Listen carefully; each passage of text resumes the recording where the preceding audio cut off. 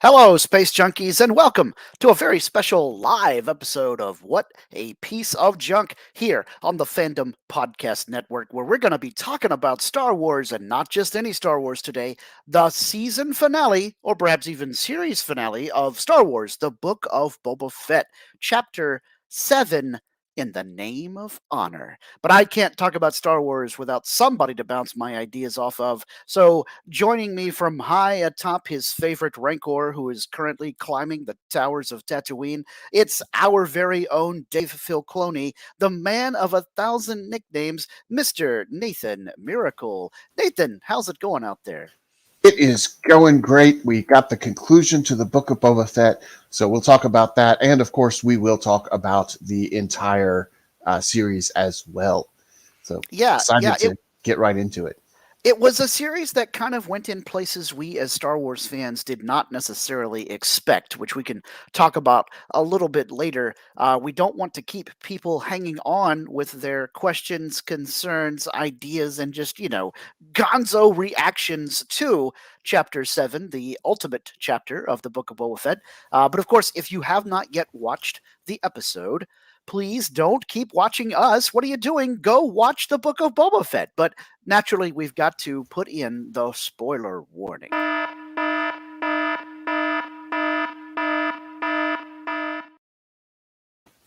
All right, you have all been warned. And if you're listening to this after the fact, well, then you have even less reason for not having yet watched the Book of Boba Fett, Chapter 7.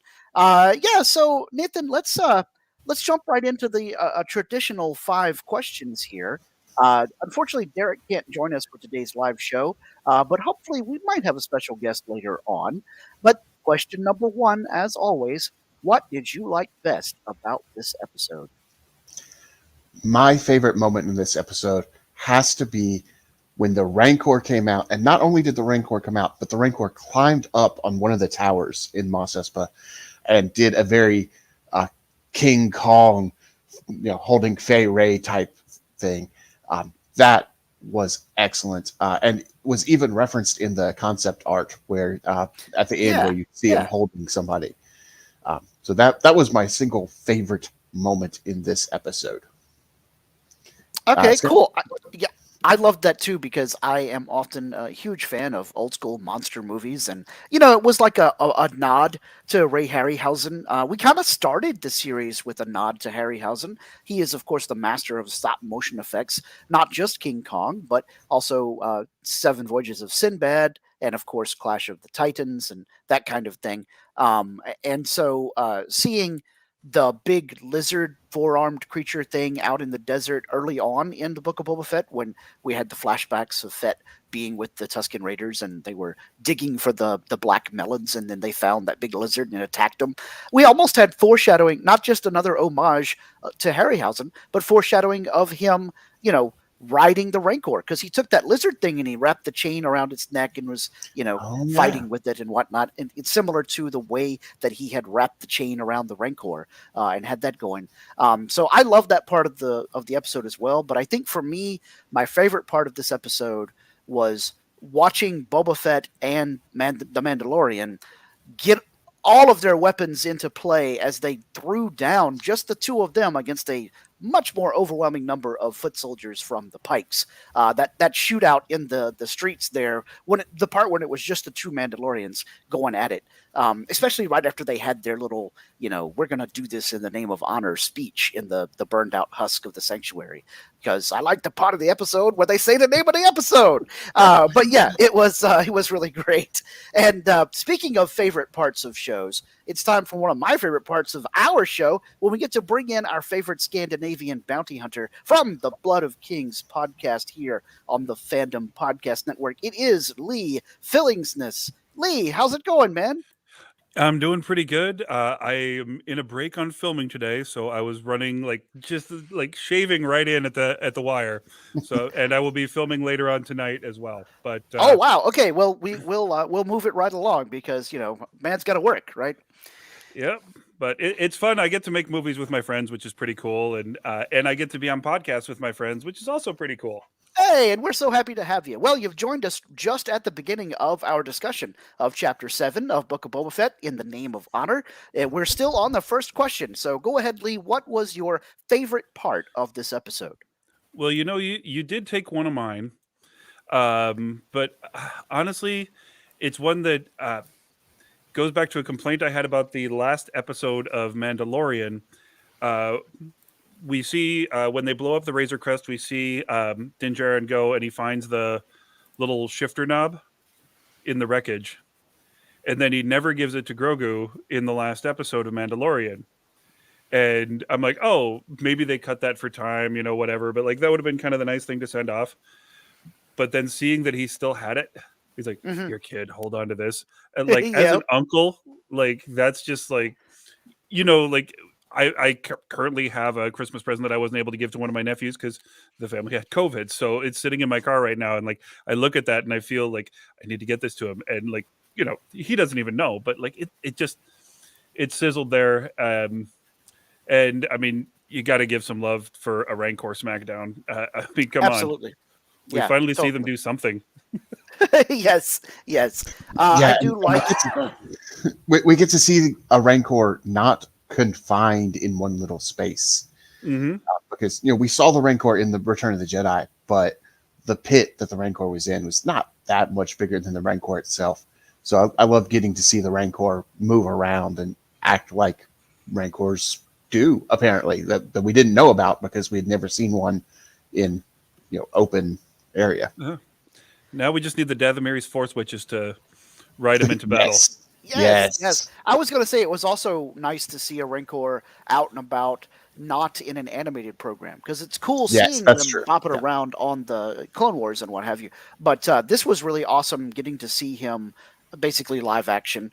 And you can kind of tell, we made a joke earlier this season about we'll get to a particular episode and we'll say, oh, that's where they spent all their special effects budget. Well, I think this was it because, oh my gosh, it was an extravaganza of special effects. Yep, cool. Okay, well, Nathan, let's move on to question number 2. What did you dislike the most about this episode? All right, so last week I said something. I said that there's no way that they're going to end up in a battle where it's just the Pikes on this side and Boba Fett and his guys on this side, and they're just shooting lasers at each other. There's going to be some plan that they hatch, and Pelimoto's going to go do something with her Jawas, and they'll have some objective that they need to achieve, and yet, what do we get? Pikes on this side, Boba Fett and his guys on this side, shooting lasers at each other. I think that part of the episode could have been better done. They could have given Boba Fett and his crew more things to achieve rather than just, we'll kill a whole bunch of Pikes. Right. And I'm pretty sure they killed some of the same Pikes over and over again. What? No.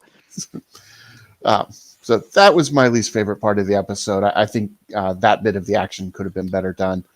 Now, it was surrounded with some great parts, as you mentioned, seeing the two Mandalorians going at it and throwing down and, proving why Mandalorians have such a fearsome reputation. That was great. But the backup just wasn't great. Yeah, I just love that scene where Boba Fett's got his blaster in one hand and he's shooting in one direction, and then he raises up his knee and fires off the knee darts in a whole different direction and kills 2 Pikes at once. It's just so badass. It's epic and very 80s action hero, which if you think about it, Boba Fett is an action hero from the 80s, or at least anti-hero back then. But yeah. All right, Lee, what did you dislike the most about this episode? It's a 2-parter. First, the Gamorreans went down way too quick. Yeah. I mean, they took on Chrysanthemum. They took on the 6 assassins. Like they had a fight and they just got poked off a cliff. Especially they had, they were almost characters. They were loyal. They were, brutal. They did what they were supposed to do. They're good. in as much as they didn't have any lines, they didn't do anything in the last fight, and I was a little disappointed, especially since I'm kind of rooting for the big loafy guys, Yeah. But the other part, I've been kind of joking, like I wanted to see the Tuskens kind of show up in the circle, but the more I rewatched the episode, the more it's like, okay, everyone's fighting for this planet. Like I owe these people, the planet's seen too much war. Cobb Vanth and the Weequay both said that, and then the people probably most aggrieved by the Pikes, the Tuskens, who've been, one of their tribes was slaughtered, just didn't show up. Yeah. And if this is a fight for Tatooine, all of Tatooine should be there. Yeah, I tend to agree with you about the Tuskens not being visible. Although that wasn't my least favorite part of the episode. It was up there. I think for me, I also kind of do have a bit of a tie, though, like you did, Lee. I didn't like that we had no information about Madame Garza and some of the other denizens of the sanctuary. I mean, I guess now we can just fully assume that all of those people got killed. Nobody survived. But except Max Rebo was not there. Except Max Rebo. Just remember that. Wasn't there. That's right. He didn't show up for work that day. So I'm sad that Madame Garza is apparently dead. So that makes me sad. I wanted there to be a moment where she actually had found a way to survive, because I like that character and I like the actress, but I guess we got to make sure that this battle for Tatooine does have real stakes. So there you go. My other slight disappointment in the episode was I didn't like the way that Grogu came back. I'm happy that he came back. Don't get me wrong. I think that narratively that it was the right choice for the character moving forward, because now we'll get more of him in Mando season 3, which I'm happy about that. But I would have liked to have seen more, like, how did Luke react to Grogu making that choice? What exactly, did he do when he had to pick? And I would have liked to have seen Luke come and drop him off instead of having R2 like taxi service him in the X-Wing. That was a little weird to have, because I guess R2 could turn off all the controls, but if he didn't, Grogu's going to be pushing every button he can reach when he's in the cockpit of an X-Wing. Come on, he does that stuff all the time in his dad's starship. But Luke is going to get his X-Wing back, and just pieces are going to be missing all over the place. Well, all the settings will be changed. Like his Spotify account will be logged out. He's like, "What happened to my X-Wing?" Why does Grogu listen to death metal? Yes, that's right. He's like, "I've seen things you wouldn't understand, Skywalker. Things you shouldn't understand." Anyway, so I would have liked to have had a little more depth about Grogu's return instead of just, "Oh, look, here's R2 dropping off Grogu." And we're done. I did like, however, Peli Boto's throwaway line, "Grogu? That's a very unfortunate name." Hey, that was going to be my link to other stuff in the universe. Oh, my bad. I mean, no worries. Forget I said anything. Okay. Well, so there's that. And I guess we're ready for question number 3. So Lee, go ahead. You can bring that up now. We'll pretend I said nothing. Oh, yeah. Well, I mean, obviously it's out there. We have a similar line with Alden Ehrenreich and Solo. Chewbacca, that's a terrible name. There's no way I'm calling you that every time. Yep. I also noticed a couple of video games. Obviously, the original series of Star Wars Battlefront, when you do the Tatooine missions, you kind of have that same battle wagon that the people of Freetown showed up in. But also... one of my favorites, nobody played it because most of it was bad, but some of it was really fun. Xbox Connect had the Rancor Rampage game that was just amazing. You run through Mos Espa and Mos Eisley, and you smash buildings, and you grab people, and you eat them to grow your health, and you smack the crap out of stuff. If you can find it, I highly recommend it. That one and the pod racing game are amazing, and if you really want to work your shoulders, I've rarely had anything destroy me that much because you can't stop playing. So you're doing the pod racing and you're doing the shifts, and I couldn't lift my arms the day after I got the damn game, and I'm a working stunt man. So yeah, right. It'd probably kill a mere mortal like me. Yes. Well, it's a good game. What was the other one? You guys would probably cover it. So. All right, cool. Nathan, what connections did you see between this and the larger Star Wars galaxy? My favorite connection was the battle droids that the Pikes bring out. Those big droids with kind of the conveyor belt things on the back. Ed Those, 209? Yeah, I'm sorry. it did look like Ed Ed 209 from RoboCop. Okay. Yes.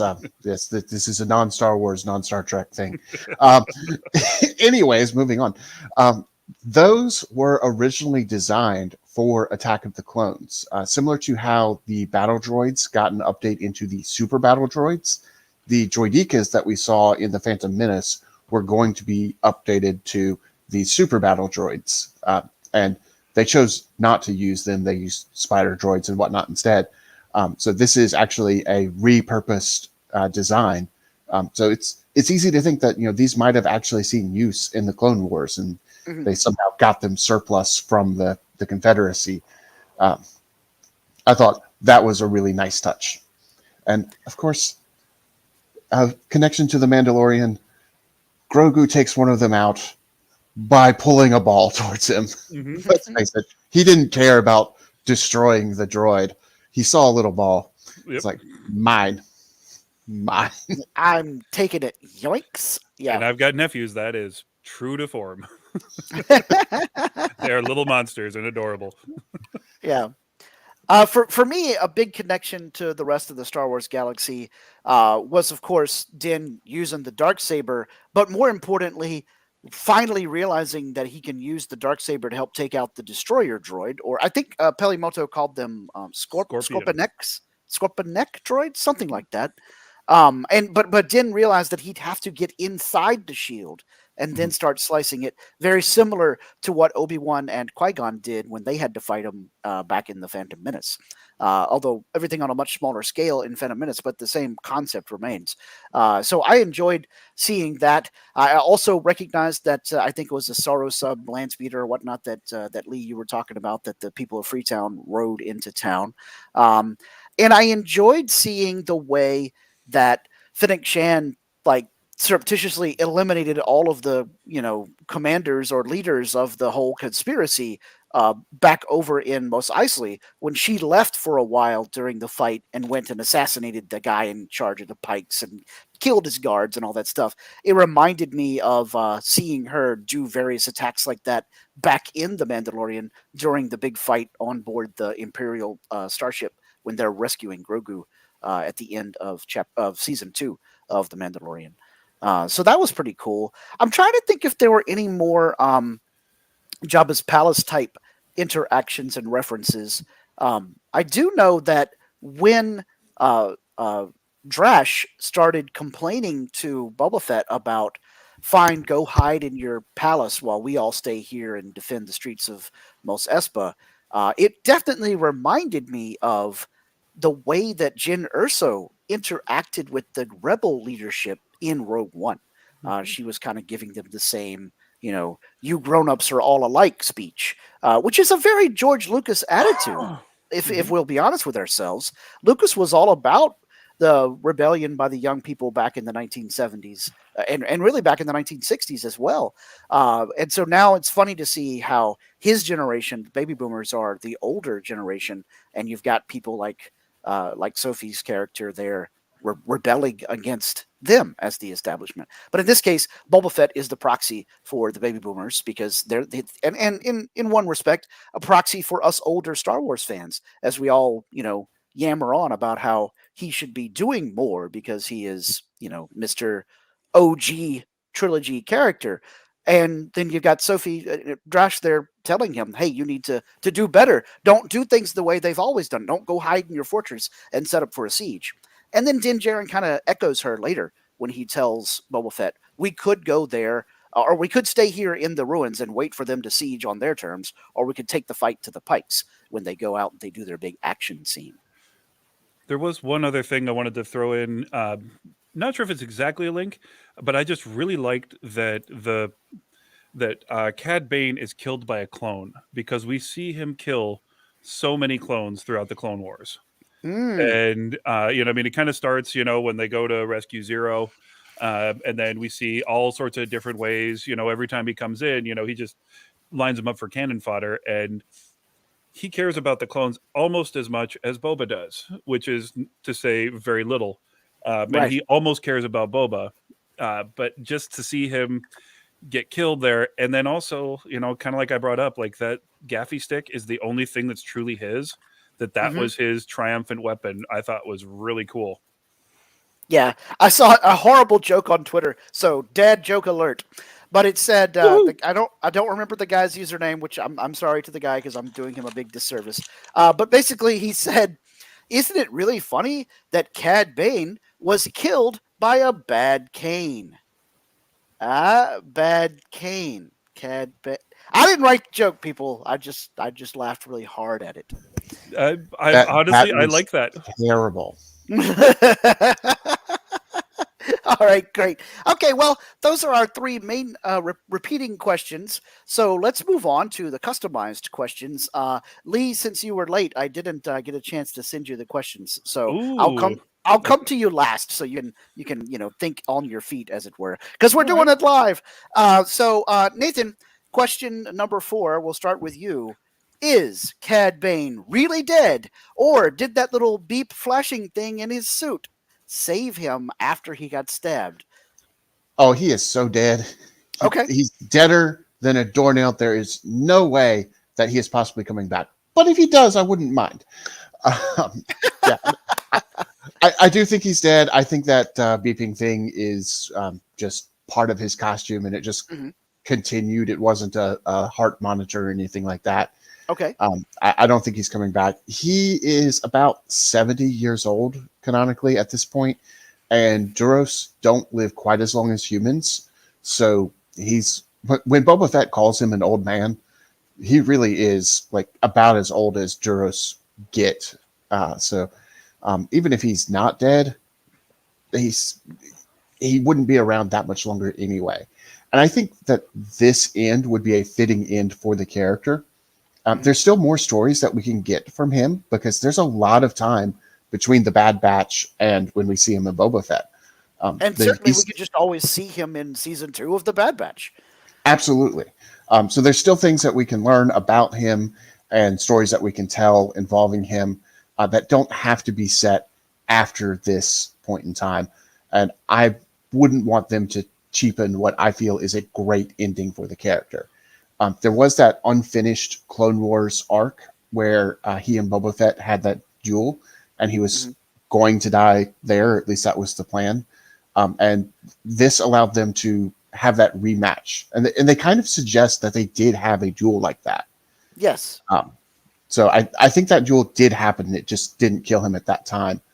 I think this shows a little bit of growth for Boba Fett too, because the way he beat Cad Bane was not using his old tactics; it was using something that he learned in this series. Hmm. Yeah. Uh, Yeah.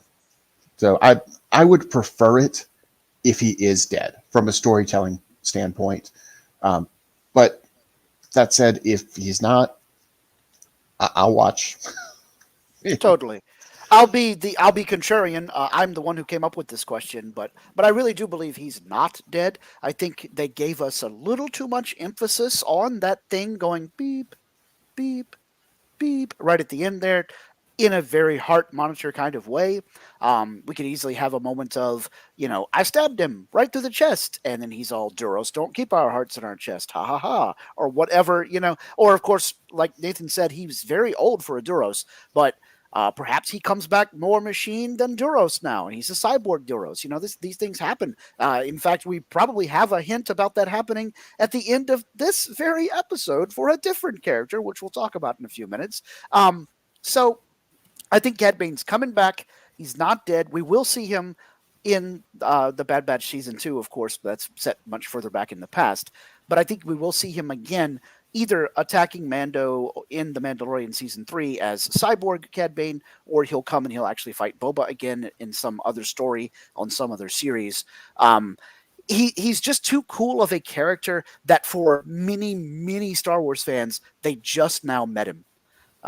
But as much as I say they just met him, he's so cool they can't kill him in the first story where these fans have seen him, because too many of these fans didn't watch the Clone Wars or the Bad Batch or any of the other places where you could see Cad Bane, so they didn't know who he was until he showed up on the Book of Boba Fett.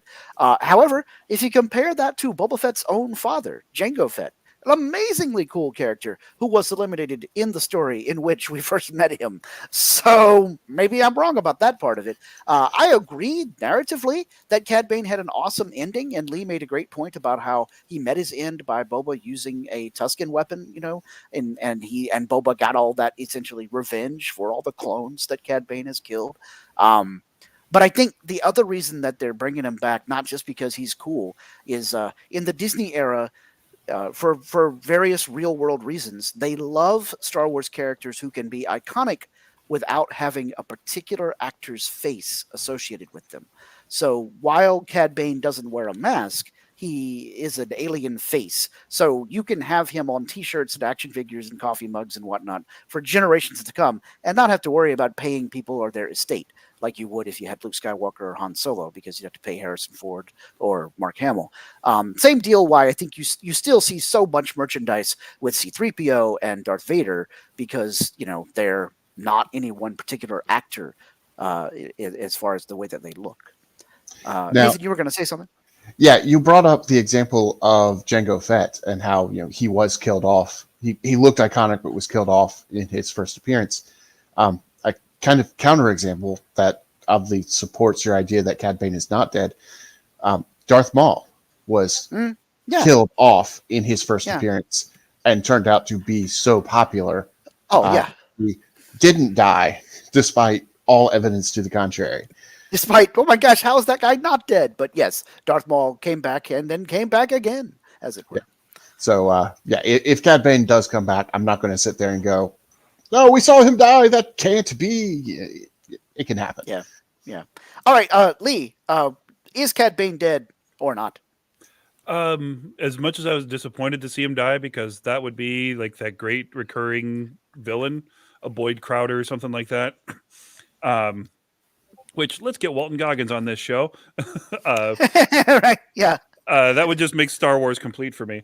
I do hope he's dead, and I do believe that his character could obviously show up in Andor, Kenobi, Ahsoka, depending on what time frame it takes place in.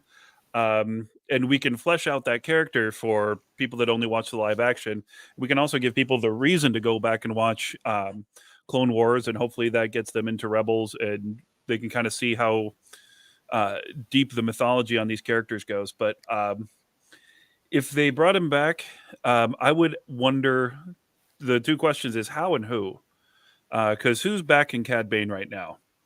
Because he kind of screwed the pooch on the fight. The Pikes aren't going to come for him. Yeah. He's no use to them. He failed. And unless Toto's sitting around waiting to drag his carcass back to the ship, and he's got a back to tank and spare organs, I don't see anybody doing it. Yeah. I was thinking that the suit itself might have some kind of, way to resurrect him or keep him alive. But you make a good point. Even if he does survive for a few minutes or hours or whatever, nobody's going to come rescue him like Boba Fett did with Fennec Shand out in Tatooine Desert. So I could see Toto trying, but I just don't see Toto being competent enough to get the job done. Right. He might retrieve Cad Bane, but then what? I don't think he could repair Cad Bane. Although if he does that, I want Cad Bane to just kind of get up from the back to tank or whatever, be like, "I don't think we're on Tatooine anymore, Toto." I need that line. Wow. I'm sorry. You did your dad joke. I get mine.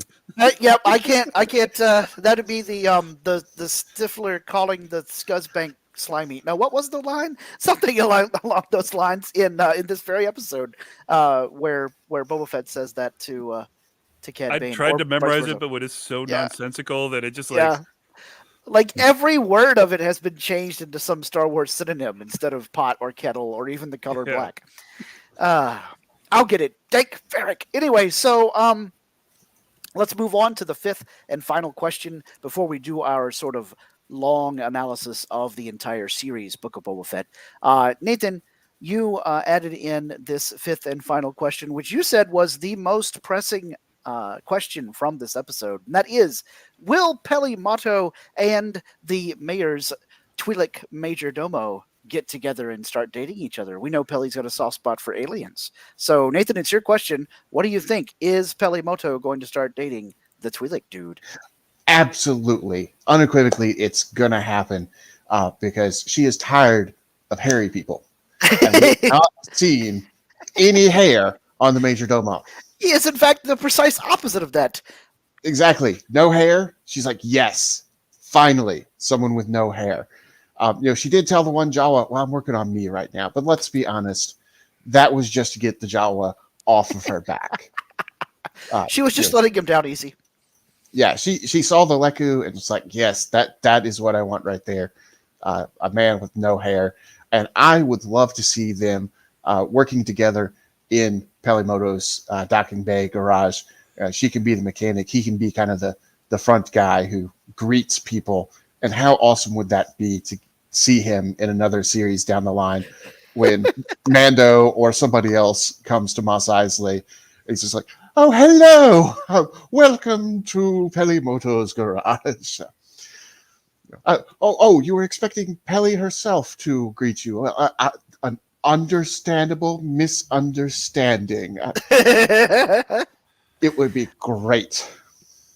Yeah, I'm gonna have to agree with you here. I think they're destined for a love connection, because their personalities, like you just said, are complementary yet opposite. So, and we have this Star Wars cliche about Twi'lek babes, but I'm based on what we saw at the Sanctuary. I'm pretty sure that there's a whole contingent of hunky Twi'lek guys out there. It's like other species always find members of that species to be attractive for them. It'd be really funny though if like all the Twi'lek dancing girls and pool boys, like back on their own planet, back on Ryloth, everyone's like, "Oh, those people are the ugliest ones. Yeah, we can't stand the way they look." Meanwhile, every other species in the galaxy is like, "Wow, what a babe." So yeah, I think Peli and this guy are going to hook up, and we will see them later on doing the whole they're such a cute couple thing as a cameo.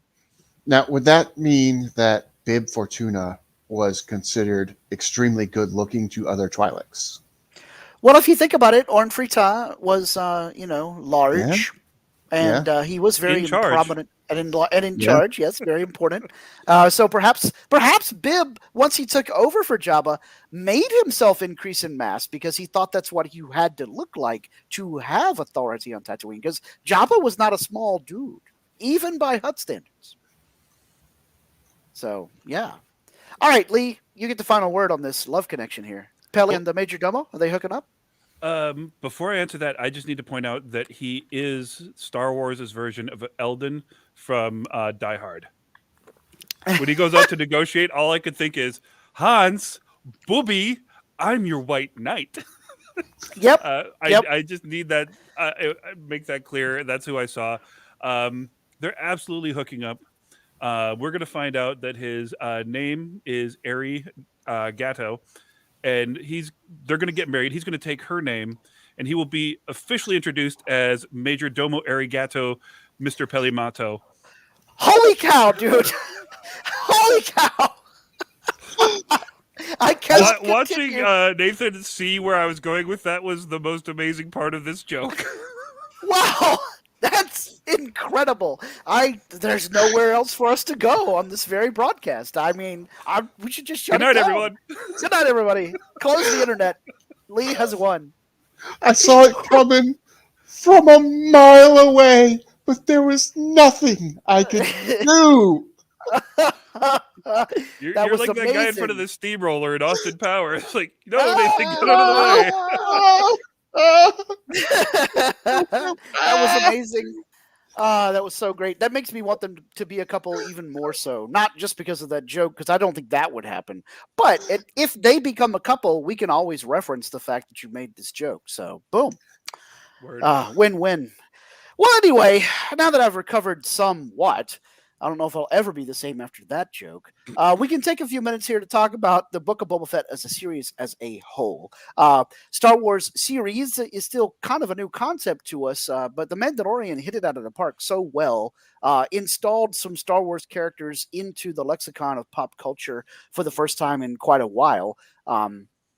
and really had an impact on what people were talking about, thinking about, and doing in the times before the pandemic. And then, of course, during lockdown, the first time around here in the United States, it was a big deal that we see all of the stuff that Mando's doing, and Disney Plus's strategy of releasing one episode per week instead of binging it all really kept it at the forefront of people's minds. So honestly, the Book of Boba Fett had a lot to live up to when it first started, because we all had these very grandiose ideas about the impact and the quality of a Star Wars streaming series based on what happened with The Mandalorian. Lee, I'll start with you. Do you think that the Book of Boba Fett lived up to those expectations, and just your thoughts on the series as a whole? I absolutely love it. I see a lot of people that don't. Um, but if we had gotten exactly what we wanted, it wouldn't have been a character study. It would have been the same critique that we've always had of Boba Fett, that he is a costume with 6 lines Yeah, instead of an actual person. And as I said the first time I was on, removing the costume, removing the ability to kind of survive with all this stuff, shows you who he is. And seeing his memories, and even being on this podcast, having to think about who we've actually seen, instead of all the little fantasies we had with our Boba Fett action figures when we were yeah, 5 and 6 years old. He is a complete blank slate. And who he is going to be different for everybody until we have this story. I think it was a wonderful journey. I think it was very different from Mando, even though we have a few very similar beats. mhm. It was fun to see him do something crazy and unique. It's great to see him fight. And I think this honestly counts as the first time we see people actually in the jetpacks shooting people. Yeah, You yeah. know? At least within live In action. live Yeah, action. Yeah. Yeah. And we don't have that in the films yet. Like we're talking about with the Rancor. It's the first time we see a Rancor do anything cool. It's so many awesome things. And something I was realizing as I was just rewatching last night for this, we don't have the Empire involved at all. yeah. Like there's memory and we have the helmets, but Yeah, like that's we the don't only have the time. remnant. Yeah. So it's kind of cool to see that. I do like that it's a Tatooine story, because both Anakin and Luke are always trying to escape it. And we Mhm. actually have people that care about it. And speaking as somebody from Iowa, I was always trying to escape it. Yes, it's But the one of my farthest from the bright center of the universe. yeah, but one of my best friends became a mayor. Honestly, like straight up, she's a mayor of the small town she grew up in. I have people that are part of the government and like believe in it. And it's really interesting to see a story that really centers there. And the Mandalorian stuff, the episodes, was it 5 and 6 or 4 and 5? 5 and 6 were Yeah, mostly focused on Din and Grogu. yeah. That's, I think, is now made it kind of important, because it did give us Freetown, Mhm. and it did give us kind of a sense of honor, sort of payback between them, because we don't have a sense of why Boba would have really stuck around in Mandalorian when he did. He's like, well, I got my armor, I can piss off back to Tatooine. Or he stuck around. He's got a sense of honor, and now we've got this friend, which I believe they are at this point, sticking around to die by his side, fight by his side. It makes sense. I'll also say I truly believe that they had the training sequence with Grogu just so Grogu could jump up and hug his space daddy, Yeah. because Yeah. I was a little disappointed we didn't get the thing, and then he just jumped up and hugged him. And if you weren't grinning when that happened, you're a stupid dum-dum head. Adam O'Brien chimes in on the chat here. The mullet himself says, the Book of Boba Fett, guest starring Boba Fett, as it should be called. And that's probably true for chapters 5 and 6. Although chapter 7, Boba Fett definitely had front and center moments there. So I think they did a pretty good job of balancing out the amount of screen time that Boba himself actually got. You could definitely tell that this was an outline for a Boba Fett feature film that they had to sort of expand a bit in order to make it into a streaming series. And I'm not sure that Jon Favreau and Dave Filoni really had planned to do a Boba Fett series when they first started working on The Mandalorian, and I mean way back when they first started conceptualizing the Mandalorian as a streaming series, because there's a part of the behind the scenes of season 1 of the Mandalorian where Dave starts talking to John about all the things they had in mind for what they were going to do in the show, and it was the quote goes something like, we were like a younger brother who had been given all of our older brother's least favorite Star Wars toys. So we had this thing and that thing that nobody really cared about. And then we had one Boba Fett action figure, but he was like an all beat up Boba Fett action figure. So his armor looks different. And so we had to paint him ourselves. And it was like they were admitting that the Mandalorian was simply a stand in for Boba Fett in the stories they wanted to tell. But then they did such a good job with that he became more popular than the original Mandalorian himself, Boba Fett. And so now that they finally got the chance to actually play with the Boba Fett action figure, they at some points were like, what exactly are we going to do? Because like Lee pointed out, Boba Fett himself doesn't have a whole lot of character in the on-screen antics, as it were. You got a little bit of the stuff of him as a kid, and then a very small amount of stuff of him in the original trilogy. And then other than that, most of the stuff that people quote unquote know about Boba Fett, if they know anything at all about him, is from a bunch of Legends stuff. And so at this point in time, that is not canon, and very much still unknown by a lot of Star Wars fans. Now, a lot of hardcore fans, of course, they love all that Legends stuff, and so do I. I think a lot of it was good. Some of it was pretty terrible. But the fleshing out of Boba Fett as a character, which is a lot of the parts that some fans complained about online. To me, that was like the best way to take this story, the best way to make it into a compelling and actually interesting Book of Boba Fett story. Because I didn't want to watch 7 chapters of Boba Fett kicking butt. Like every episode, he goes and blows up another crime boss or captures another bounty. I mean, it would get very much samey, get very boring if that's all they were doing. And you would have had people, hand wringing and ranting and raving about how, oh, it's just a big orgy of violence. I don't want it to be like I'm watching a video game cutscene every week. A lot of the stuff that you had people complaining about back with the Phantom Menace when they had the big battles on Naboo and whatnot. They were like, this wasn't a movie, it was a video game. And they complained about how it was for kids and yada, yada, yada. If you had done the Book of Boba Fett the way that some online folks have been saying they would have rather have seen, that's the kind of reaction you would have gotten from the audience as a whole. Star Wars is about family, and it's about the hero's journey. And with the way that they did Boba Fett's story in this series, they gave him a family with the Tuskens, even though his family had long been gone since Jango Fett's dead. And then a bunch of and Jabba's dead, and a bunch of people he knew in Jabba's palace got killed on the sail barge. A bunch of people got eaten by the Sarlacc that would have been quote unquote his family. Then they gave him a hero's journey with the Tuskens helping him come back to life and realizing that there's more to life than just what he had been doing. So yeah, you look at this and some people say it wasn't enough about Boba Fett. Well, it was about giving us a new genesis of Boba Fett. And I think that was necessary. And we'll see him sprinkled throughout other Star Wars stories as we lead toward whatever this big crossover that Kathleen Kennedy was hinting about coming to pass. And to your point about the Legends, I think that this Boba Fett is very much in line with several of the Legend stories that we get in the later years. Yeah.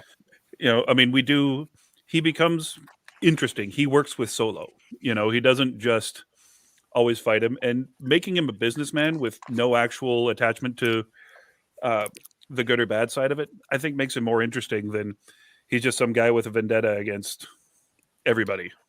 Yeah. I do lament a little bit that we didn't get to see young Han Solo in the series. I kind of hoped at least we'd get a quick clip of Fennec Shand calling him to ask to help Boba Fett, and he's like, no thanks. So, but other than that, my only other lament is we did not get to see any particular fight scene between Boba and Cad Bane, between Cad Bane and Mando, because there wasn't that opportunity for Boba to get the Darksaber. I really thought that was going to happen. I'm a little sad it didn't, because I liked the idea of the original Mandalorian that we were all introduced to becoming the leader of Mandalore. Now, granted, that isn't impossible. That could still very well happen. Maybe there's just more stuff that needs to occur during the Mandalorian season 3. So I could still get my wish about Boba Fett gets the dark saber and becomes the leader of Mandalore, but it feels a little less likely to happen now. Still possible. Mhm. Nathan, thoughts about the series as a whole? I would say that my thoughts on the series as a whole are similar to my thoughts on this particular episode. I liked it. I didn't quite love it. This is not the series that I'm going to go back to and watch over and over again. When The Mandalorian was coming out, I got up early on Wednesdays, watched that before work where I could devote my full attention to it, and then played it in the background at work 3 or 4 times that same day. And it was great. Yeah. This series, I was kind of okay waiting till later in the day on Wednesdays to watch it. I haven't gone back and watched every episode 3 or 4 times. I enjoyed it, but I didn't love it quite the same way. Right. And I think part of that is just how it was structured. I feel like there could have been more connections between the flashbacks and what was actually going on in the present day. Or they could have set it up differently to where we saw, the pre him getting the armor, all together, and then post armor. So I'm not just love this series, but I also don't hate it. And if you do love this series, that is great. It is a great thing for us to have different Star Wars stories that appeal more to different people. So if this is your favorite series, awesome. If you don't like this series, that's okay too. Just pay more attention to the parts of Star Wars you do like. Right. Totally. Yeah. So will I watch this series again? Yeah, probably. In the same way that I watch most of Star Wars more than once. But I'm not going to have this one be at the top of the queue. I'm always got this on in the background. That's my... We got another comment here from Adam O'Brien, the Lethal Mullet, in our chat on YouTube, and he said that really Boba Fett should have remained completely mysterious. That's the whole thing about having him as the man with no name. He's simply that. He's a mystery. That's what drives the character. But then Adam adds to that. He says, now he's become even bigger than that and has his own hero's journey. And Lee, he says, Adam says here, he's really a Ronin. So you talked about him not being associated with good side or bad side, Mm-hmm. Yeah. Now, I do think that Boba Fett faced a particular obstacle that was also faced by Luke's story in The Last Jedi, in that we didn't get all that much information about him in the original trilogy. And yeah, the original trilogy focuses on Luke, and we get a good bit of story on him, but we still don't get the complete picture of who Luke is. And then there's this big gap of time where things happen. And by the time we see Luke in The Last Jedi, he's changed and he's different. And, people had all these conceptions of what Luke might have done since The Last Jedi from the Legends material. And then that Luke didn't match up with what people expected from the Legends material. Mm-hmm. I think some of that happened with Boba Fett as well. People had this idea in mind of, oh yeah, he's this awesome bounty hunter, and we see him in Legends doing all of this crazy stuff, and at times being just an outright villain, but then he's not, and that threw some people. I think that's just an obstacle that they kind of had to overcome, and it makes it a little harder to take established characters and flesh out their stories when there's so much story that isn't being paid attention to by Disney. And honestly, they can't pay attention to all of it because a lot of it contradicts each other. Mm-hmm. Yeah. We've talked several times about how even as far back as 1999, when the Phantom Menace came out, things that had been quote unquote established in the novels for the Heir to the Empire trilogy at that time, they got contradicted by the prequels. So I mean, almost immediately you had a case of the live action stuff doesn't always agree with the stuff that's in the novels, and that's okay. I think actually now that Disney is doing Marvel and Star Wars, that Star Wars has probably taken a few pages out of Marvel's books when it comes to, we've got things happening sort of in this pocket dimension and things happening in this pocket dimension. And every so often, people's books or stories will cross over with each other, and we'll have a situation where, it's all one big happy family, as it were. But sometimes something that happens in an issue of the Avengers doesn't always jibe with what happened in a recent issue of Iron Man's solo book. But that's okay, because, viewers or readers in that case are intelligent enough to understand that they can't keep it all, all happening together at once. And if you did that, you'd have other people complaining, and this has happened in comic books before. I have to read every issue of every book to know what's happening, and I just don't have time for that. And the same deal could occur with these Star Wars streaming stories. That is, I don't have time to watch every episode of everything. And if I don't, I feel like I'm confused. So they don't necessarily want it all to be completely in lockstep with each other all the time. And that's okay. And it also gives storytellers more freedom that way too. All right, cool. Well, that is some excellent discussion of the Book of Boba Fett as a whole. I think on the whole, we all enjoyed Chapter 7 of the show.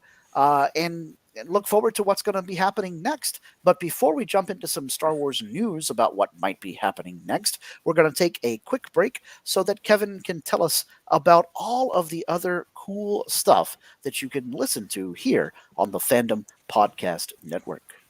Thank you for listening. We hope you're enjoying this podcast. We'd like to continue to feed your ears by inviting you to listen to these other great shows on the Fandom Podcast Network. It starts with our flagship show, Culture Clash, discussing the latest in entertainment pop culture. Bloody Kings, Immortals Take Notice, our show covering the entire Highlander universe. Couch Potato Theaters, where we celebrate our favorite movies. Time Warp, the Fandom Flashback podcast discussing a year in movies and our favorite retro movie and TV pop culture topics. Good Evening, discussing all things Alfred Hitchcock. Union Federation, our Star Trek and Orville show. Hair Metal, the 80s and early 90s rock metal podcast. Type 40, our show covering the time-traveling Doctor Who universe with host Dan Hadley. Lethal Mullet, an 80s and 90s action film podcast with host Adam P. O'Brien. Also check out the Lethal Mullet Network for more great podcasts. What a Piece of Junk, a Star Wars podcast with hosts Scott, Derek, and Nathan. Making Treks, a Star Trek podcast, a deep dive into the final frontier with host Mark Newbold and Adam P. O'Brien. And check out our newest shows, The Fandom Show, our monthly Fandom Podcast Network live YouTube exclusive show about the month's hottest topics in fandom, and the FPN True Believers MCU podcast, discussing the Marvel Cinematic Universe and the related Marvel television and streaming MCU universe, including the connections to the original Marvel comics. You can find the Fandom Podcast Network on several platforms. Please subscribe to the Fandom Podcast Network YouTube channel to receive notifications of new podcast episodes and live events. You can enjoy all of the Fandom Podcast Network audio podcasts on our master feed at fpnet.podbean.com. The Fandom Podcast Network is on all major podcast platforms, including Apple Podcast and iTunes. You can find the Fandom Podcast Network on Facebook. You can email us at fandompodcastnetwork@gmail.com. You can also find the Fandom Podcast Network on Instagram at Fandom Podcast Network and on Twitter at FanPod Network. Thank you for listening, and remember, respect others and enjoy your fandom.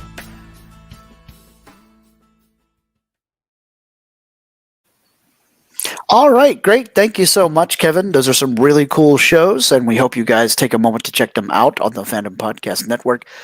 So, guys, we're done with the Book of Boba Fett. We're going to see the Mandalorians take a little bit of time off riding into the sunset, but it is definitely not slowing down when it comes to Star Wars series. We got some news this week about the next Star Wars series coming out soon. Nathan, you want to tell us what you found out? Yes. The next Star Wars story that we have a release date for is Kenobi. And it is coming out on none other than the actual Star Wars Day. Not May the 4th, but May 25th. The day that Star Wars released in 1977, when we were first introduced to Obi-Wan Kenobi, or at least those of you who were alive at that time were. We are getting the new story of Kenobi. Yeah, I'm really excited that Star Wars Day, the as I like to call it, the Orthodox Star Wars Day, is being used as the release date for Kenobi. I would not have had a problem with a release on May the 4th. I'm a reformed Star Wars fan, so I'm pretty good with the quote unquote corporate version of Star Wars Day. But also I like puns, so I enjoy it's May the 4th be with you. Yeah, having it come out on the day that the original Star Wars released is a really good nod to how I think this series, the Kenobi series, more than any of the others, is going to be way more focused on that nostalgia and that hardcore original generation feel of Star Wars. I think it's going to be grittier than the Book of Boba Fett. It's going to be more focused on Star Wars lore than The Mandalorian was, and I think it's going to be returning to that actioner feel like the original film, even much more so than the sequel trilogy has been. So I'm really looking forward to it. Lee, are you glad that we finally have a premiere date for Obi-Wan? Yeah, and I think it's perfect. I remember seeing the premiere of the re-release of Return of the Jedi on May 25th, 1997. Solo came out 2018, May 25th. So that's always been kind of my Star Wars day. I do appreciate the Orthodox joke. Half of my family is Orthodox, Greek Orthodox. So for those of you who don't know, they just decide to be difficult. It's like, no, Easter is on this day this year. You Catholics and Lutherans are stupid. Yeah. But yeah, that was good. I'm loving this. I am hoping that, like you say, it's grittier, and I'm hoping that we start to see some of the more. They lean into it a little bit, but they never address it. But Obi-Wan is actually very morally dubious, and Yeah. I'm also hoping that he finally hooks up with Asajj Ventress. Because I mean, that was the will they, won't they. Like, I do not care who Rey hooks up with, but Obi-Wan has just got to get some Ventress. So, I mean, there was a lot of sexual tension between the two of them. That is true, and that would give us a really cool instance of seeing Asajj Ventress in live action. Yeah. Nathan, do we know if Ventress is still alive at the time that the Kenobi series is going to happen? Actually, is there any end of her that's canonical? Not that I can think of offhand. Yeah, that's right. Does get cut off from Darth Tyrannus because Sidious views her as becoming too much of a Sith. So he always fears that his apprentice is going to try to overtake him. I mean, rightfully so. It's kind of the whole part of the Sith tenet. But anyway. Yeah, so Sidious he did work with Boba Fett. Sidious basically told Count Dooku, you got to get rid of her. And so he did cut ties with her. And after that, she became a bounty hunter. But I believe the last time we saw her was in the underbelly of Coruscant talking to Ahsoka. There was one appearance in a novel after that. With Quinlan Voss. Yeah, and basically her new lightsaber, Darth Maul steals it and punishes the crystal. So like that, the lopsided, or like the different hilts on his new lightsaber that we see later on. One of those is her lightsaber, and I'm not sure if she died or if she just lost it. Interesting. Yeah, I'm not 100% sure on that either. We do know that the Grand Inquisitor is going to be in the Kenobi series.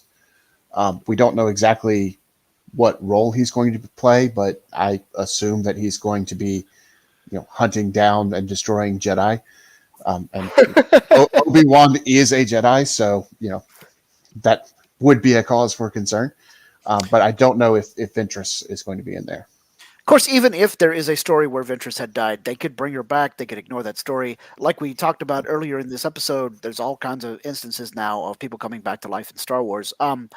Oh, you know what, Lee? I didn't mention the joke that's in your screen name on today's episode, RoboCob. That is, of course, That's right. In the after credits scene of the Book of Boba Fett Chapter 7, sorry to jump back on topics, you guys, but we forgot to mention that we saw Cobb Vanth in the Bacta tank, and then Thundercat himself, the cybernetics expert, was getting ready to mod him up. So real quick, guys, do you think Cobb Vanth is coming back with, robot arm? Is he the new Valance, the robot cyborg bounty hunter guy? from original Star Wars Marvel comics in the 70s. Nathan, Yes, and I is will Cobb not. Vanth coming back? Yes, and I will not be taking questions at this time. Right. And Lee, obviously from your screen name, you think he's coming back as RoboCobb. I absolutely hope so. Timothy Oliphant is amazing. I've been a fan of his since Go, which was like 1998, 1999. Wow. I even liked him in Hitman when they made him shave his head. He's always been good. Always given unique, interesting performances. As an actor, like you can see the script when people are reading it, and then you see the acting choices that make somebody good. Uh-huh. And Oliphant always makes these great, subtle acting choices. Even when he goes big, there's something small that he does. And I think that kind of nuance in Star Wars is great. And it's a space Western. It's about damn time we had a true Western actor involved. That is true. That is true. And to bring it back around to the current topic, speaking of space westerns, I think Obi-Wan's definitely going to have more of that atmosphere as well. Almost even mixing the spaghetti western with the Ronin type story from anime, because Obi-Wan's basically a Ronin Jedi right now. So Can I we think call this it a has ramen Western then? a ramen western. Yes, the possibilities are endless. Yeah, so it's going to be great, and I think that Oh, and the because of Jawas can yell Rotini. I'm sorry. I, I'll show myself out. anyway, And Pennymoto. Sorry. yes. So many dad jokes in this episode.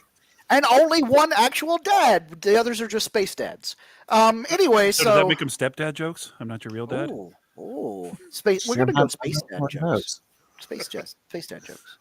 I'm excited about Obi-Wan. I think this is the perfect release date for it on May the 25th, and I think that it has all the makings of what will be necessary for it to be such a great story, because it'll be appealing to Star Wars fans, and it'll have all those ingredients we just mentioned with the Western and the anime Ronin samurai influence. Speaking of the Ronin samurai type influenced characters, we had a cool little article this week that I wanted to take a few minutes for us to talk about. Star Wars 10 Jedi who deserve their own spin-off series according to Reddit. So, we're not a bunch of Luddites here on What a Piece of Junk. The Drunken Gungan runs on Android operating system, so we're all about the new technology and the internet. So if you guys... Lee, I'm going to send you the link here so you can look at the article to be keen on the list with us here. But Nathan, you've got the link about these 10 Jedi that the Reddit users think should have their own spinoff series. And so, do you agree with the first one there, Nathan? The first one is, of course, Barriss Offee. The only part that I don't agree with, as far as Barriss Offee is concerned, is putting her in the number 10 spot. Okay. She deserves to be higher up than that. She is one of the most interesting possibilities, in my opinion, because she realizes that, hey, something's not right with the Jedi. And her response to that is wrong. She kind of goes off to the dark side. But it would be interesting to see that journey to how she came to that conclusion of, no, I need to oppose the Jedi and I need to go evil and get red lightsabers. She's probably pretty close to my number one. And wow, I see Kevin has posted a question, is Kit Fisto on that list? Oh, well, you're just going to have to listen and find out. The answer is yes. Yes, our very own Raider Nerd chimes in from Facebook. If you guys are out there listening and you want to chime in, YouTube comments are open, Facebook comments are open. We'd love to get any sort of comments from listeners. So yes, Kevin, Kit Fisto is on this list, and I'm glad that he is your favorite because I too like Kit Fisto. And Kevin did submit a question, a comment when we were talking about Obi-Wan. I want to jump back real quick, and he says on his wish list for the Obi-Wan series, Kevin wants to see an Obi-Wan and Anakin flashback before Order 66 occurs. And of course, we know Hayden Christensen is in the show, so that could very easily happen. That one's not too hard of a wish list there, Kevin. So I hope that you get your wish.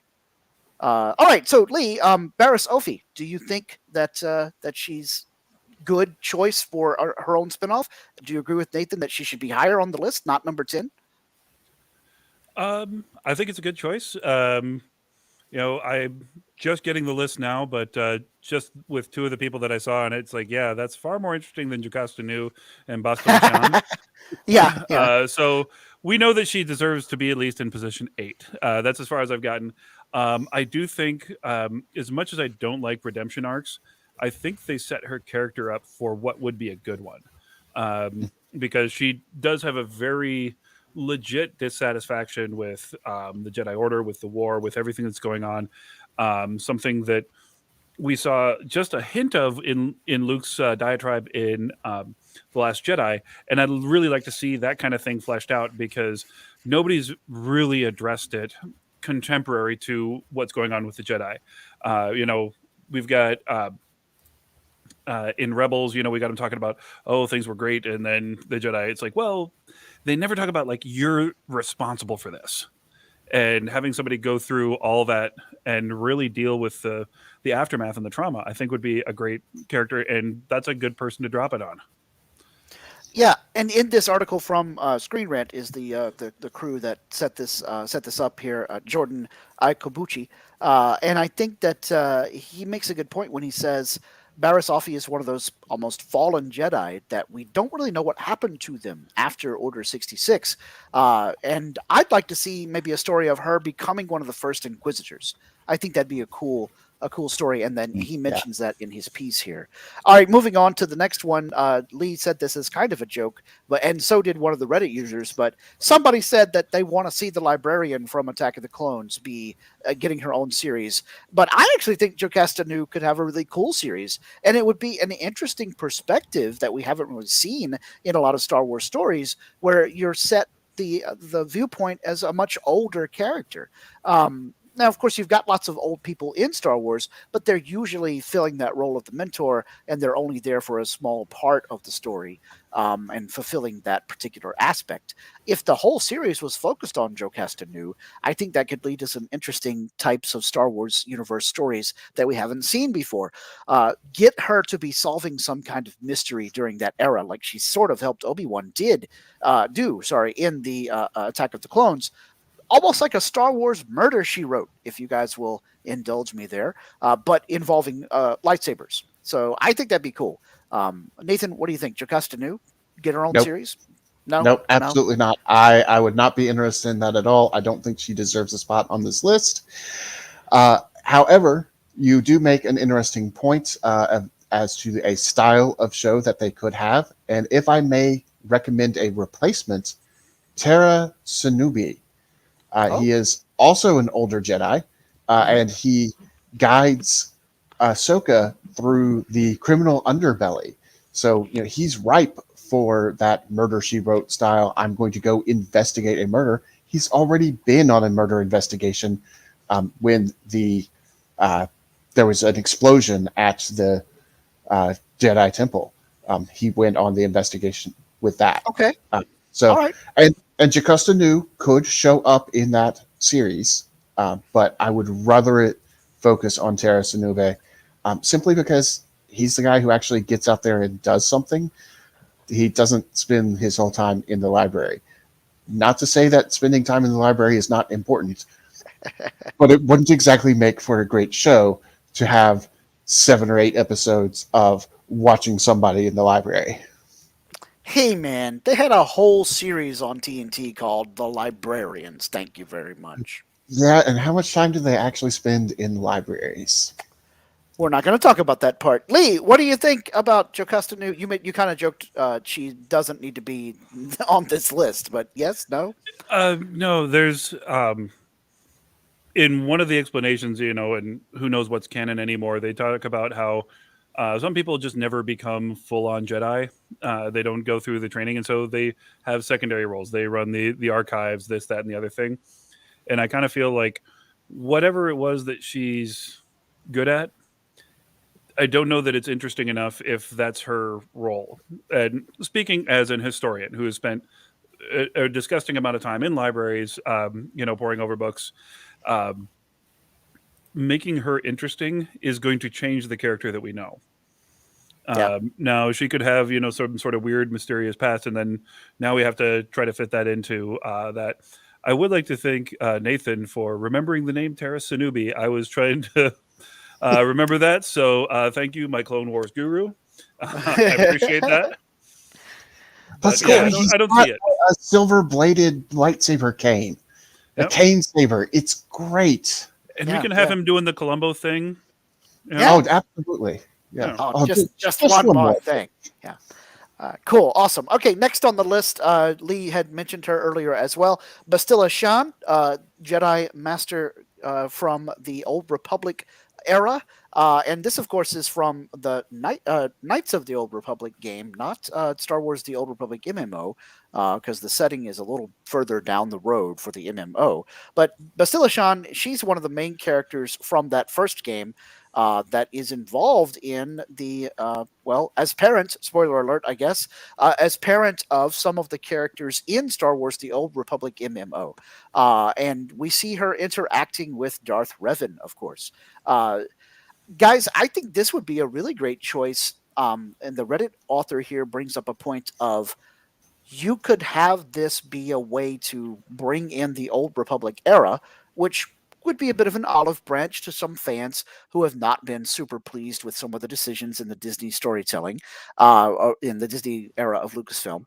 But also, this would be a way to tell Star Wars stories in a different era of time within the galaxy itself, because someday people are going to get tired of living all of the stories living in and around the Galactic Civil War, or the Imperial era. There's so much more Star Wars history and future that we can explore that doesn't necessarily have to be so close to Palpatine and his rise to power and his eventual fall. I don't know. The sci-fi version of 1950s Brooklyn, Yeah, which has been exactly. done to death. Yeah, or World War II as a setting for some story, right? So Lee, what do you think? Bastille Shan, or just not enough there? Oh, there's plenty there, and it's already been done. All we can do is either retell that story and satisfy the fans, but miss something that was really important, or recreate the character, which doesn't need to be done. If she was a peripheral character in somebody else's show, absolutely. But we've got enough of her character that's already been set up through the game. It doesn't need to be done. Okay, all right, Nathan. I'm going to take a pass on this one because I don't really know this character. So I don't really know what can be done with this character. I will say I do like the idea of a series that is set in the Old Republic to expand out on the time frame, as you mentioned, of what Star Wars covers. But beyond that, I can't really speak about the character. Yeah, I'm going to sort of agree with Lee here as well. She's got a great story, but we've already had that story told in the video game medium. And that's a good segue into the next person on this list from the Reddit users, Cal Kestis. So Cal, of course, is the main character of the Star Wars Jedi Fallen Order video game. So again, another video game Jedi here. And Jedi Fallen Order was very successful recently, whereas Knights of the Old Republic is a very old game. This game is brand new from my perspective. The sequel is coming out soon, and this character and the voice actor who plays him have been very popular among Star Wars fans. But it's basically what Lee just said. We've already got Cal's story. His story is in that video game world. We don't need to make a streaming series about him, because otherwise we'll just be having to either change the story, which fans already like, or retell the story, which, people know already. Nathan, what do you think?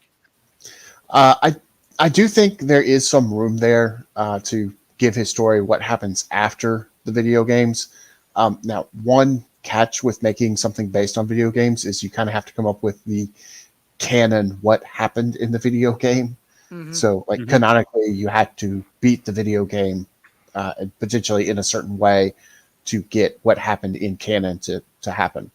The big advantage of this character, though, this character is based on actor Cameron Monaghan, who is still around and still active as an actor, and is the right age to just come back and play this character. They didn't just use his voice; they modeled his facial features and his hair on that actor.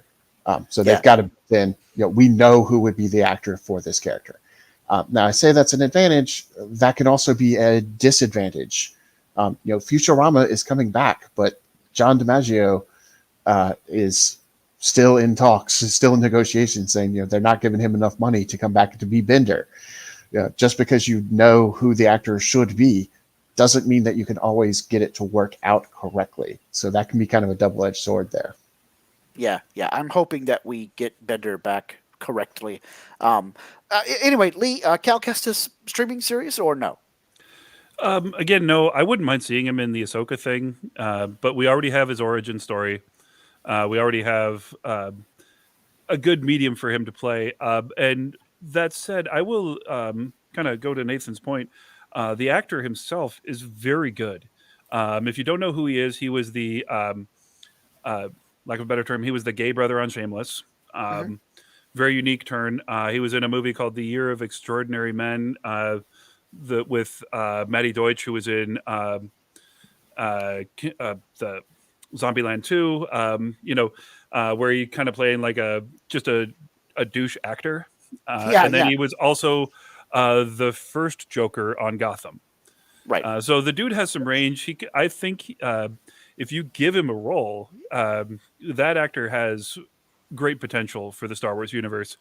And we could have another hair color other than dark brown in the Star Wars universe and one blonde dude. Right.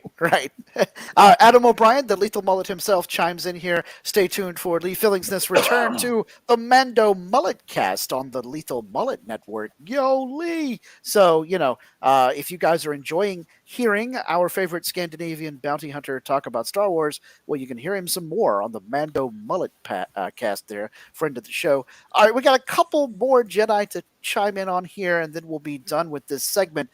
First up, if Raider Nerd Reitzel were live on the show with us, he'd be happy to hear this discussion. Quinlan Voss. So the folks over at Reddit are saying Quinlan Voss should get his own streaming series on Disney Plus. I'd watch that. I think the guy's very interesting, especially for having been only seen in a small number of stories so far, novel-wise and then some Clone Wars-wise. Nathan, what do you think? Quinlan Voss series? I would absolutely love to know more about Quinlan Voss. He did appear in the Clone Wars, so that's primarily where I know him from. He was also, of course, in that novel that we mentioned earlier, and he kind of straddles that line between light side and dark side, which is an interesting space to work in and could make for a really good series. And he's just an interesting character. He's not similar to any other Jedi that we've seen. And that makes him interesting. That makes me want to see a series based on him. Yeah, totally. Lee, Quinlan Voss show?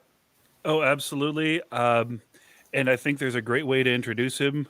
In the comics, at one point, he rode with the Tuskens. And we could have him be introduced, do the backdoor pilot on the next season of Boba Fett, or Mando, or whatever. But he is just kind of that interesting. He's got the powers. He's kind of coming off like the Lebowski himself, or the Dudeness, or El Duderino, if you're not into that brevity thing. Just a fun character. He was the one I was hoping to see in Mandalorian. He was the one I was hoping to see in this one.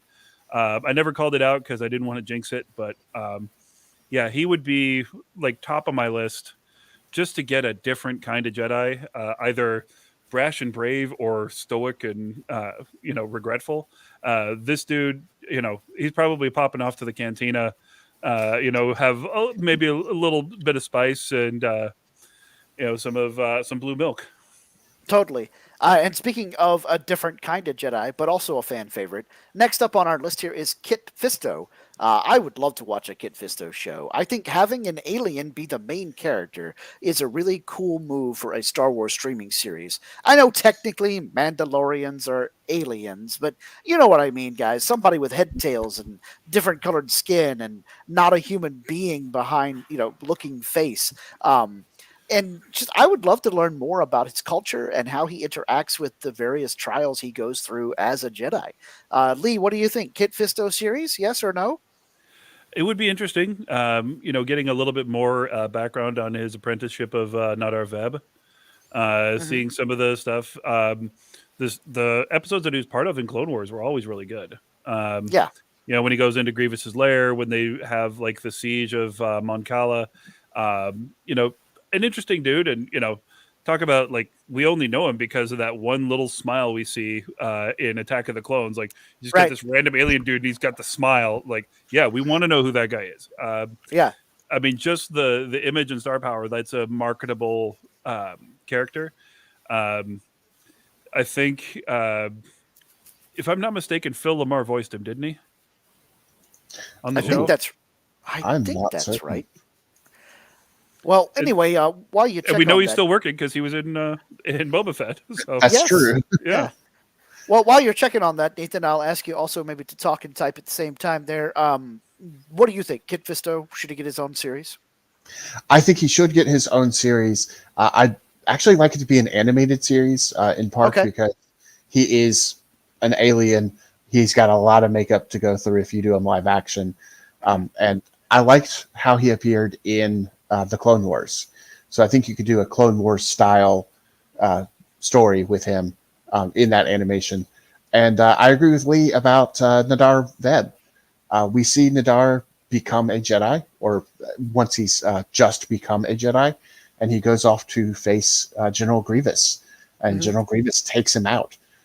But he had just become a Jedi at that time. Up until then, he had been a Padawan to Kit Fisto, and it would be interesting to see that Padawan master relationship. We've seen a few, but this would be a different one. Yeah, for sure. All right, and the next guy on the list is probably the last one before we get to a lot of really big names, and that would be Plo Koon himself. So we almost thought we were going to get a live-action streaming debut of Plo Koon in Star Wars The Mandalorian, Nathan, because Dave Filoni decided to have even go so far as to have mock-ups of special effects and 3D modeling done for Plo Koon to be the guy that came and rescued Grogu at the end of Mandalorian Season 2. Now, of course, that turned out to actually be Luke Skywalker and, like, broke the internet, as they say. But Nathan, what do you think? Is there enough of a clamoring for Plo Koon to get his own series? I actually think he shouldn't. Okay. He is Dave Filoni's favorite Jedi, Yes. and thus he is one of my favorite Jedi as well. Because that's how being a clone works. I mean, you're not a clone. Exactly. I mean, yes, not a clone, but that almost makes him a bad candidate for having his own series, because I think Dave would rather have him appear in everybody else's series. Have him be kind of the Stan Lee cameo guy. If we're going to get a bunch of series about Jedi and their own spinoffs, and a lot of them would naturally take place during the Clone Wars, have Plo Koon show up to all of them instead of having his own series. Yeah, I could see that, him being the perennial cameo, as it were, or even, much more so than Trapper Wolf, the self-insert for Dave Filoni, right? Yeah, it's almost the same problem that we had back with the video game characters, where their stories have been told. Because he's Dave Filoni's favorite Jedi, he has shown up. We've seen him kind of mentor Ahsoka. We've seen that side of his story. We don't necessarily need a whole story for him. Yeah, totally. Lee, what do you think? Plo Koon series or no? He's better as a background guy. I think he's better as a background guy. I think because, and I deal with this with a lot of scriptwriters, when you have a character that is your favorite, the story suffers. Because you really basically just want to show like how awesome that character is, and you can't really reason with that writer, and I'm sure that the real Dave Filoni is aware of that, but it's really hard to get out of your head on it. And we're seeing that with all the commentary from fans. Like, this isn't the real Boba Fett. It's like, where are you getting this information from? This is the Boba Fett that we've seen before, for the most part. Yeah, but they have their own mental image of what Boba Fett should be. Yes. Yeah, and so I think that if it does happen, Dave needs to be far away from it. He's an interesting character, but he's maybe what we saw in the Clone Wars, a little too noble, a little too great. And not enough flaws. I like Kit Fisto for his own series better, even though I like Plo Koon better as a Jedi. It's almost like Gandalf in Lord of the Rings. Yes, he's a great character, but if he's always there and is always the solution, that makes for a bad story. He needs to be used sparingly. Well, in my author circles, they often tell us that old writing piece of advice: kill your darlings. And that doesn't mean to necessarily kill everybody in your story, but if you have a character that you personally are just in love with, you got to make them suffer at some points, or just, as Nathan said, remove them from the story for a little while so that they can come back later, at dawn on the 5th day, or whatever it was Gandalf said about the Battle of Helm's Deep. Think about how much more interesting Jaime Lannister was when you cut off his sword hand. He became a much better character, when he wasn't that cool and overpowered. So. Right, exactly. Well, we got 3 more Jedi on this list, and I think we don't need to discuss them all quite as much because we're getting a little long in the tooth on this episode. But those are big names: Count Dooku himself, Qui-Gon Jinn, and of course Mace Windu. I think almost every Star Wars fan would agree they'd like to see more about those 3 characters. And the Reddit users here are talking about stories set in the earlier parts of their careers, especially with Windu and Dooku, because we don't know as much about how they started. And then for Qui-Gon Jinn, a really great series could be told about his schism from the rest of the Jedi Order. What exactly occurred? What made him change his mind? What was the central conflict there between him and the Council to cause that break, as it were? I'll let you guys chime in on these big 3 here. Nathan, obviously we can't have the old Count Dooku since sadly Christopher Lee is no longer with us. But I think the interesting part of his story is definitely how did he fall from grace to become Darth Tyrannus? What do you think? Yeah, and I've always felt that Count Dooku never quite completely embraced the dark side. He was a political idealist. He wanted the Republic to not be in control. He didn't necessarily want to destroy the Republic so much as he wanted systems to have more freedom. Right. And I think that's a really interesting take on it, and I would like to see where he got to that point. So I think of these 3, he is the one that I would be most interested in seeing. Qui-Gon Jinn is probably my second most interesting because he does kind of go against the Council. Mace Windu, as awesome as he is in action scenes, I don't know that I really want more story on him. I want him to kind of remain that guy who comes in and kicks butt when butt needs to be kicked. But outside of that, he's second on the Council only to Yoda. And to me, that's not interesting. That's, every other Jedi Master out there. Qui-Gon's interesting because he doesn't quite agree with the Council. Dooku is interesting because he doesn't agree with the Council to the point of directly opposing them. Mace, not as much. Yeah. Lee, what do you think about these big 3 here? Dooku is the only one that I really would want to see. Okay. And with that, you'd obviously would have Mace and Qui-Gon come in. But Qui-Gon's character is known. We kind of have, that. But with Dooku, we have a very interesting way to see it because Yoda trained Dooku, Dooku trained Qui-Gon, Qui-Gon trained Obi-Wan, and Obi-Wan trained Anakin. And we have how did couple of the greatest Jedi train the biggest Jedi disappointments? And if we can build that story, I would love to see it. And I would love to see, how this character went wrong. Or did he really go wrong? Because, by the time we get to the Clone Wars, the Jedi aren't really that great of people. Right. They're perfectly fine leading a slave army. Yeah. I mean, just straight up, that's what the clones are. They're perfectly fine buying people and letting them die for their own ideals, which I think is a thing that's a little bit odd. And if we get Dooku's whole thing, we get a great story, and we kind of will see that, yes, Obi-Wan, through Luke, realized all of Dooku's ideals. Yeah. They got that Confederacy of the Independent System. They destroyed the corrupt Senate. They did all this stuff. I want to see that little cutscene where, yes, Dooku actually did radicalize Obi-Wan, and that's what happened in 2, 3, and 4. Yeah, that would be a great story arc. Maybe we'll get a hint or at least a nod toward that idea in the Kenobi series. So that'd be really cool. All right, well, great discussion. Hat tip to our friends over at Screen Rant for that article about those Jedi.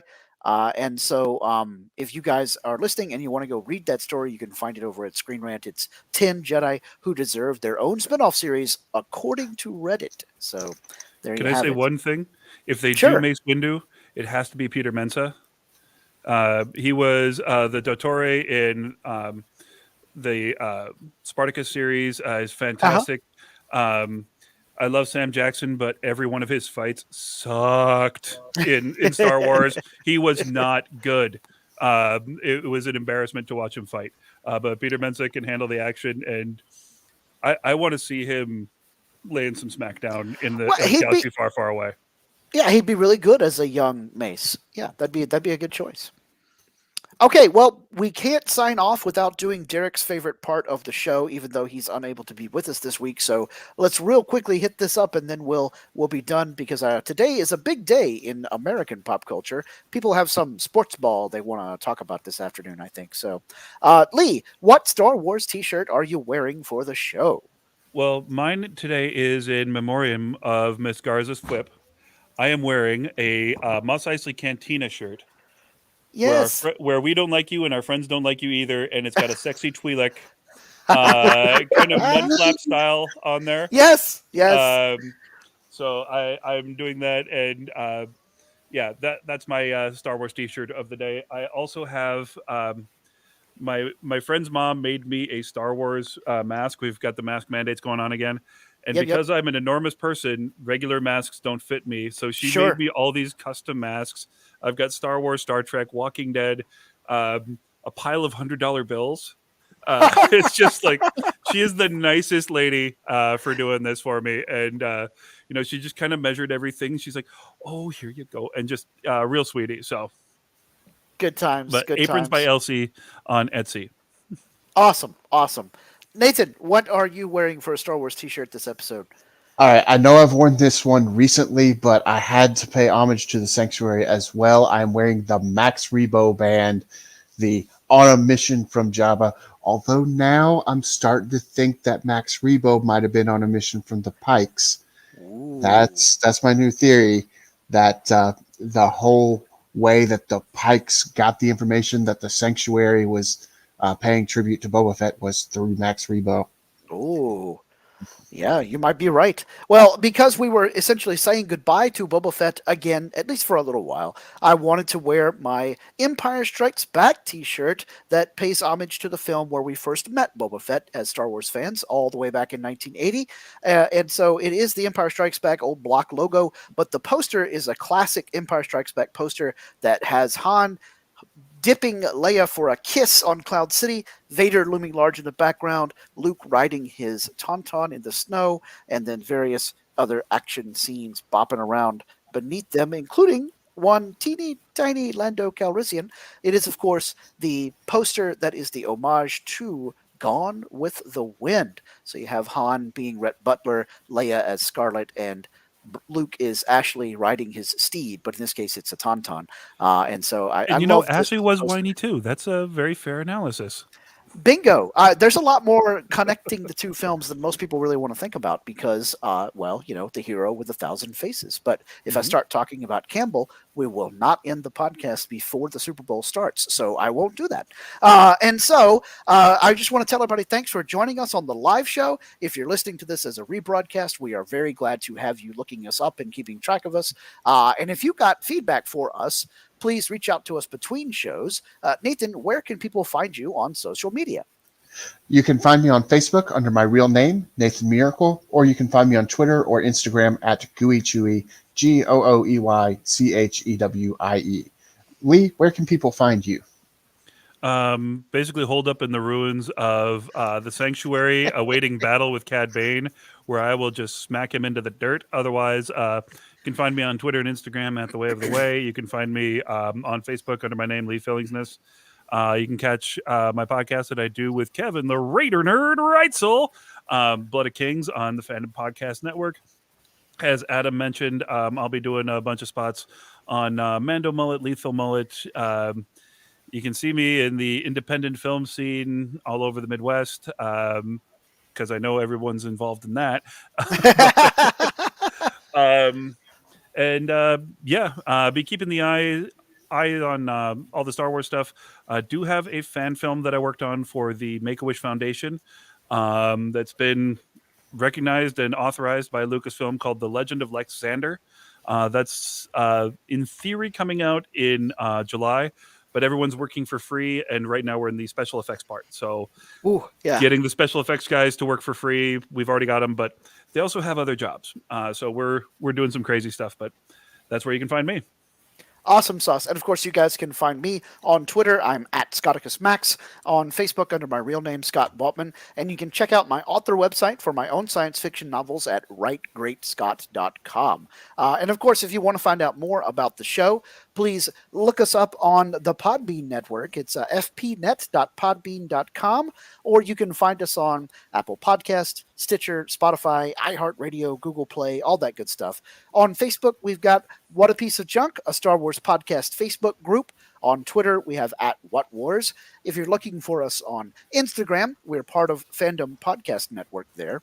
And you can email me between shows at whatapieceofjunkpod@gmail.com. And please take a moment to give us a review over on Apple Podcast Reviews, because all of those reviews help us to get more listeners and to, know what we can do to make the show better. But other than that, we want to remind everybody to, once again, keep all of your fandoms respected. Please respect each other and respect each other's fandoms. And we will see you next time as we head toward whatever the next Star Wars announcement is. So until then, Nathan, punch it.